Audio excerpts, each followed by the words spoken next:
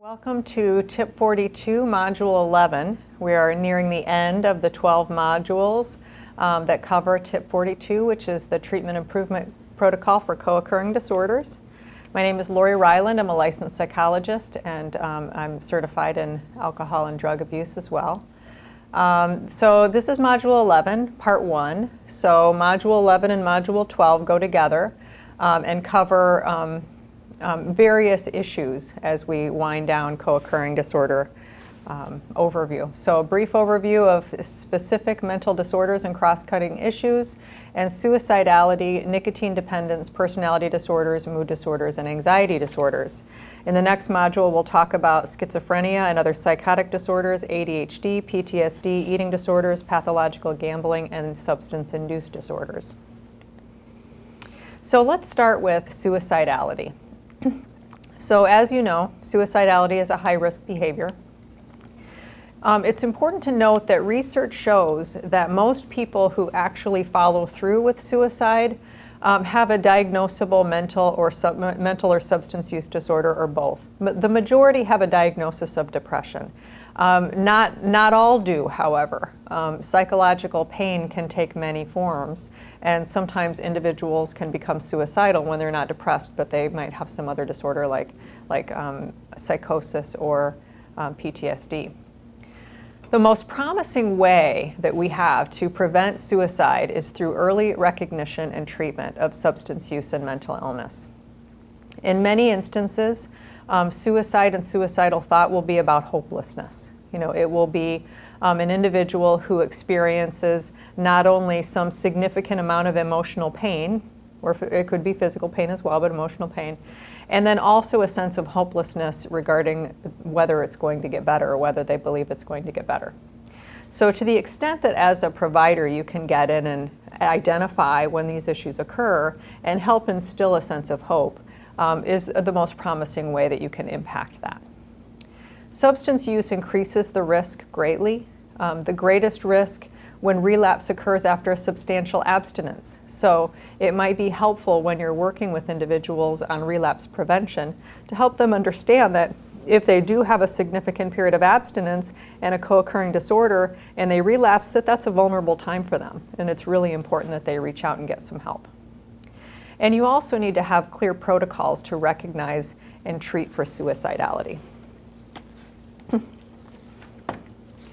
So the following includes advice to the counselor from the TIP. The first thing that you need to do is screen for suicidal thoughts or plans and make sure that you're treating all suicidal statements or threats with seriousness. One thing that you'll hear a few times as we're talking about suicidality today is that sometimes there's this concern that if you bring it up, that you're bringing up the idea that the person who hasn't thought of it yet, that you're kind of bringing it up as an idea for them. And that's really not how it works. In fact, it's more often the case that the person is distressed by these thoughts, and that if you don't bring it up, it may not come up. And if you do bring it up, they may actually experience a sense of relief that you've given them the opportunity and the opening to talk about something that's very difficult for them. So when you're assessing risk for self-harm, you want to ask questions like, do they have a plan? Do they, and sometimes it might be that they don't have a plan, but they have numerous ways in which they have thought about it. You also want to look at whether they've engaged in any behavior in the past that is indicative of self-harm. Have they attempted suicide in the past? How lethal was their attempt? Was it that it was a very lethal attempt and they were barely saved by someone who just happened to come by, versus whether or not it's something that was a mild attempt or an easily rescuable attempt. What are their current feelings and what are their protective factors? What are the reasons that they come up with for not doing it right now? They might say things like, I couldn't do that to my kids. And those are some issues that you want to try to reinforce and say, yes, that makes perfect sense, and that would be really difficult for them, and let's talk about how we can get some help for you so you can feel more hopeful. Develop a safety and risk management process that involves commitment from the client Removal of means to whatever extent you can. Sometimes it may involve, if the person has guns in the home, having a family member or someone that they trust take them out, or have them hand them over so that they don't have access to them. Agreement to seek help. You do want to avoid over-reliance on the concept of a suicide contract. In the past, there was this understanding that if you had this piece of paper that said, "I promise I'm not going to kill myself," and you had the person sign it, that it provides some protection. But what they found was, over time, that people can sign the contract and still end up having some significant issues. So although it's a tool that some still do use because it does help some clients to fill out a contract, don't over-rely on that contract as the only means to getting an agreement with a person. Also, make sure that you're assessing risk of harm to others. Even if someone has a suicidal plan or a thought, it may actually involve their children. It may involve others involved in their life. So you want to assess that as well. Make sure that you have availability of a 24-hour contact for them. So be aware of what crisis services are available in your area if you don't provide those 24-hour crisis services. Make sure that you refer those with a serious plan to professionals who are able to screen them for psychiatric hospitalization if they meet that level of care. Make sure that you're aware of previous attempts, and you also may want to have someone review whether or not they're appropriate for a psychiatric intervention or a psych admission.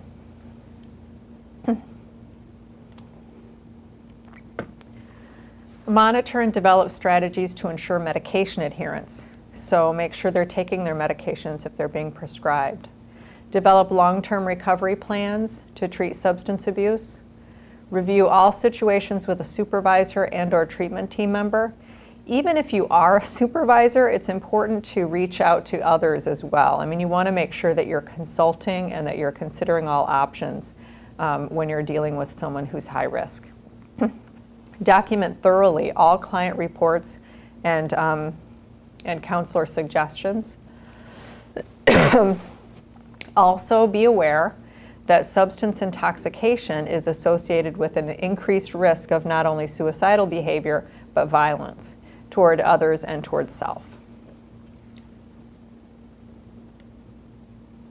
And let me go back a second. So let me talk about that for a second. It's important to note that sometimes, an individual who is intoxicated will end up in the emergency room threatening to hurt themselves.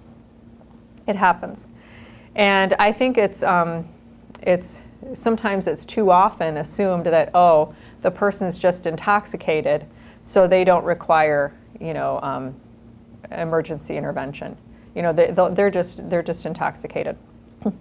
It's important to note that this is probably one of the highest risk populations, actually, is the population who's intoxicated, because even if they don't have a serious mental illness on top of the substance use issue, they're more likely to be impulsive and take risks that they wouldn't normally take if they were sober.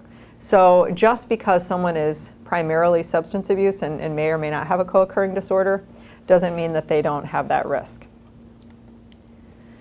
So what does a counselor need to know about suicide and substance abuse? Oops. So abuse of alcohol or drugs is a major risk factor, both for those with co-occurring disorders and the general population. Alcohol abuse itself is associated with about 25 to 50% of completed suicides. So alcohol is significant. Between 5 to 27% of all deaths of people who abuse alcohol are caused by suicide. So on the flip side, on the statistic that I just mentioned, completed suicides, 25 to 50% have alcohol involved. And of those people who abuse alcohol, there's this percentage that suicide is deemed to be a contributing factor.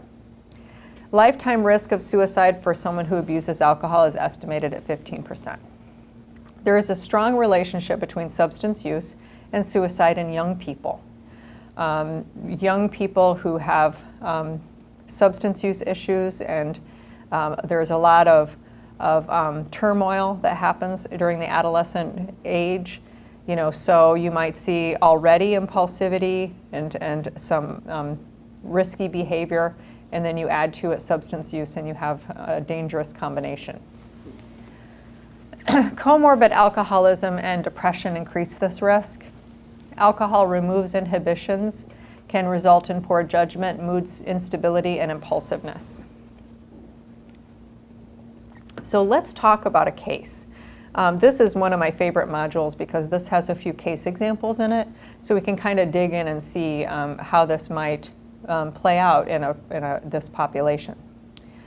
So this is from the tip. Beth M. is an American Indian, complains of drinking problems, tries to stop but relapses, has not been eating or sleeping. She calls in sick to work, cries much of the day, and she thinks about how alcohol cost her latest significant relationship. So she's had a relationship end, and she's attributing alcohol to it, to the loss. She takes painkillers for her back problem. She's referred for a group and individual therapy and is told she's done the right thing by coming in. You were in the right place. We'll help you. Unfortunately, she doesn't arrive for the next appointment.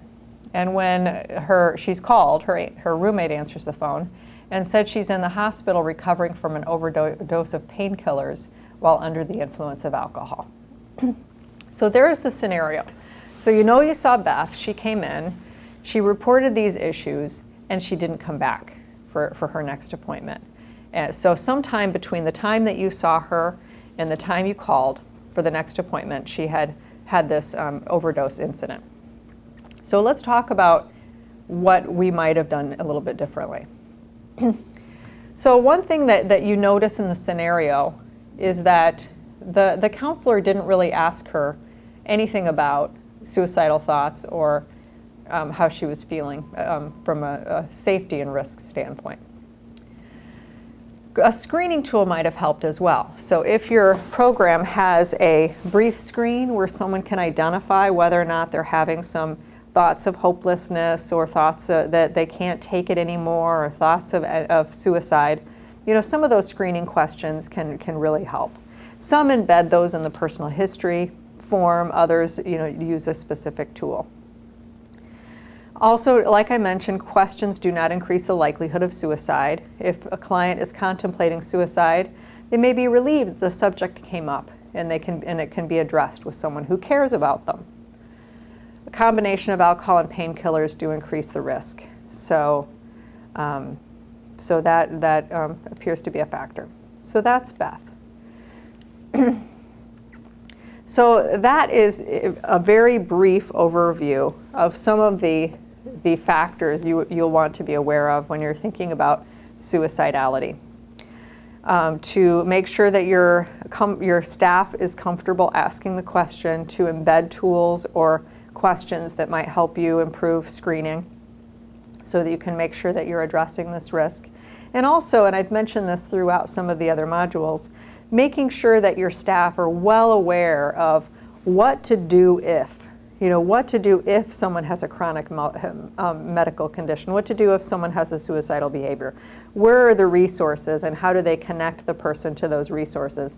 Otherwise, if you're just identifying some of these issues but you don't have any referrals in place, it just feels like it feels a little bit more hopeless, not only for your staff but for the people you serve.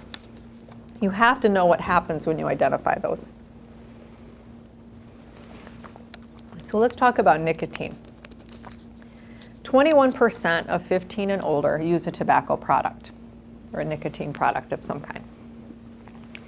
Tobacco smoking injures almost every organ in the body. It causes many diseases, reduces health, and leads to reduced lifespan and death. People with mental disorders and/or substance use are more likely to be addicted to tobacco. Smokers with mental disorders consume nearly half of all cigarettes sold in the United States. So half of all cigarettes sold are being consumed by individuals who have mental disorders. It affects the lifespan, so it could be one of the factors that contribute to the shortened lifespan in the people that we serve.